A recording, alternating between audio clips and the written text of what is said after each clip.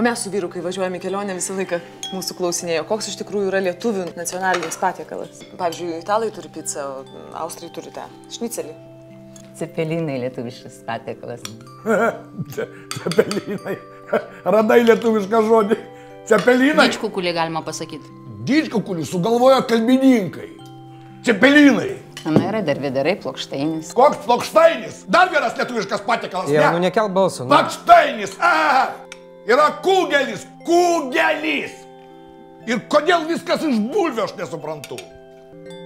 Dar nebuvo surasta ta Amerika su šiktom jos bulviam, o Lietuva buvo ir klestėjo. Tai koks tavo nuomonė patiekalas lietuviškas?